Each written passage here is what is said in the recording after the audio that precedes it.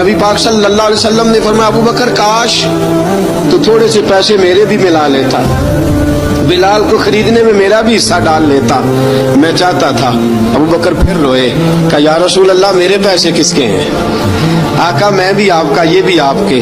جناب سیدنا بلال حبشی رضی اللہ تعالیٰ عنہ کی طرف حضور نے دیکھا تو فرمایا بلال آ یار ذرا سینے سے تو لگ جا۔ اب حضرت بلال دوڑے، جب رسول پاک کے سینے سے لگے تو ایک جملہ میرے محبوب کی زبان سے فرمایا بلال تو نے بڑی سختیاں برداشت کی ہیں، تجھے میرا اللہ ہی جزا عطا فرمائے گا، تو نے بڑے دکھ دیکھے ہیں۔ اب سیدنا بلال تڑپے، رسول پاک صلی اللہ تعالی علیہ وسلم بھی روئے۔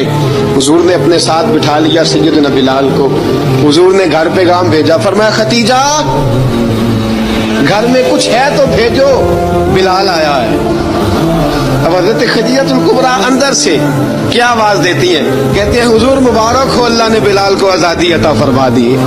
وفاشار بی بی اندر سے، اب حضرت سیدنا زینب رضی اللہ تعالی عنہا میرے محبوب کی شہزادی، چھوٹی سی عمر ہے، ایک برتن کے اندر کھجوریں لے کے آئیں، ایک برتن میں کھجوریں، اب لا کے جب کھجوریں رکھی نا تو سیدنا صدیق اکبر نے ہاتھ بڑھایا کھجوریں اٹھانے کے لیے تاکہ میں دوں۔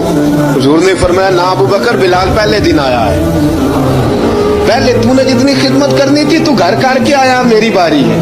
حضرت بلال حبشی فرماتے ہیں کائنات میں میں نے اتنا پیار کبھی دیکھا ہی نہیں تھا، 30 سال سے زیادہ میری عمر تھی، مجھے تو کبھی کسی نے پاس بٹھا کے کھانا کھلایا ہی نہیں۔ فرماتے رسول پاک سخت کھجوریں سائڈ پہ کرتے، اندر سے نرم کھجور نکالتے، اس کھجور سے تھوڑا سا چھلکا جدا کرتے، فرماتے پھر اس کو توڑتے، اس کے اندر سے وہ گٹلیاں اتار کے حضور ایک سائڈ پہ کرتے، وہ نرم کھجور رسول جب میری طرف بڑھاتے، حضرت بلال فرماتے ہیں بھوک تو بڑی تھی لیکن آج بھوک ساری بھول گئی تھی، آج مجھے یوں لگتا تھا جیسے میں زمین پہ نہیں عرش کی بلندیوں پہ بیٹھا ہوا ہوں، آج لگتا تھا کائنات کی ساری نعمتیں، ساری رحمتیں، سارا کرم، ساری عطا، سارا فضل، ساری عنایتیں میری جھولی میں گر گئی ہیں۔ فرماتے ہیں رسول پاک صلی اللہ تعالی علیہ وآلہ وسلم نے مجھے بڑے محبت سے بٹھایا، حضور علیہ السلام نے محبت سے کھلایا، دودھ پلایا، فرماتے بڑا پیار کر کے نا، تو جناب سیدنا صدیق اکبر نے کہا حضور بلال کی ڈیوٹی کیا ہوگی؟ حضور بلال کی ڈیوٹی کیا ہوگی؟ حضرت بلال کہنے لگے حضور میں فارغ رہنے کا تو عادی نہیں، میں تو جفا کش آدمی ہوں، محنت کرنے والا، ڈیوٹی کیا ہوگی؟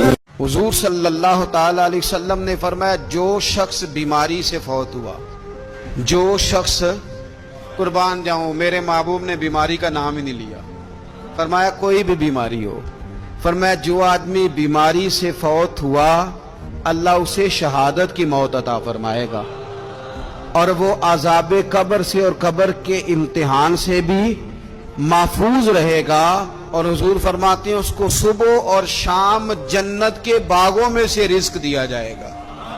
جو کسی بھی بیماری سے مرا، یہ لوگ بیماری سے مر رہے ہیں تو لوگوں نے اچھوت سمجھ رہے ہیں، اچھوت، یہ اچھوت نہیں ہے، اس لیے کہ لوارث نہیں، یہ خدا رسول کے ماننے والے ہیں، تم انہیں اچھوت کہہ رہے ہو اور مدینے والے رسول انہیں شہید فرما رہے ہیں۔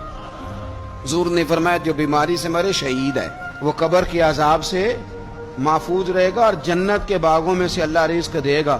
لوگ کہتے ہیں دیکھو جی بڑا تانگ ہو کے دنیا سے گیا ہے، تو اس بندے کو بھی عذاب قبر نہیں ہوتا۔ حضور فرماتے ہیں ایک شخص مرنے لگا، اپنے بچوں سے کہنے لگا کہ میں جب مر جاؤں تو مجھے جلا دینا، پھر مجھے ہوا میں اڑا دینا، پتر مجھے اڑا دینا، مجھے بڑا ڈر لگتا ہے، اگر رب نے مجھ سے حساب پوچھا تو میں قابل نہیں ہوں، اگر اس نے مجھ سے حساب لیا تو بڑا سخت حساب لے گا۔ حضور فرماتے ہیں بخاری میں موجود ہے اس کے بچوں نے اسی طرح کیا، اس کے مرنے کے بعد اسے جلایا، ہوا میں اڑا دیا۔ اللہ کے محبوب فرماتے ہیں رب کریم نے حکم دیا زمین کو کہ اس کے ذرات کو جمع کرو، زمین نے ذرے جمع کیے، خدا نے حکم دیا تو اس کا وجود پھر سے اسی شکل میں آیا، تو رب کریم نے فرمایا یہ جو تو نے وصیت کی تو کیوں کی؟ اللہ جانتا ہے کہ نہیں جانتا؟ یہ کی تو کیوں کی؟ تو وہ پڑا کہنے لگا اللہ میرے اندر تو طاقت نہیں تھی تیرے سامنے کھڑا ہو کے حساب دے سکوں، تجھے منانے کے لیے تیرے خوف سے ڈر گیا۔ اگرچہ ہمارے بزرگوں نے لکھا ہے کہ آج یہ وصیت کرنا اس رنگ میں، یہ طرز اختیار کرنا درست نہیں، لیکن آپ غور فرمائیے کہ نبی پاک علیہ السلام فرماتے ہیں جب اس نے کہا اللہ تجھ سے ڈر کے یہ کیا تو رب کریم نے فرمایا جا پھر میں نے تیری مغفرت کر دی۔ حدیث پاک سنیں گے آپ کی طبیعت بڑی ٹھنڈی ہوگی۔ میرے نبی پاک صلی اللہ تعالیٰ علیہ وسلم نے ارشاد فرماتے ہیں کہ جو بندہ سوال سے بچنا چاہے گا، ارادہ کرے گا اللہ میں نے کسی سے نہیں مانگنا، فرمایا جو سوال سے بچنا چاہے گا رب اسے سوال سے بچا لے گا۔ اور جو لوگوں سے بے نیاز ہونا چاہے گا، کہے گا یا اللہ مجھے دنیا داروں کا محتاج نہ بناؤ، اپنی بارگاہ سے عطا فرما۔ جو لوگوں سے بے نیاز ہونا چاہے گا اللہ لوگوں سے بے نیاز کر دے گا۔ اور فرمایا جو صبر کا ارادہ کرے گا اللہ اسے صبر کی توفیق بھی عطا فرما دے گا۔ ارادہ تو کرے، پروگرام تو بنائے، توفیق تو اللہ دے گا۔ جو صبر کا ارادہ کرے گا اللہ صبر کی توفیق بھی عطا کر دے گا۔ اور حضور صلی اللہ تعالیٰ علیہ وسلم فرمانے لگے یاد رکھو کسی بندے کو جو بہترین تحفہ دیا گیا ہے نا، اگر کسی کو کوئی بہترین عطیہ ملا ہے تو پھر اللہ تعالیٰ نے اسے صبر عطا فرمایا ہے۔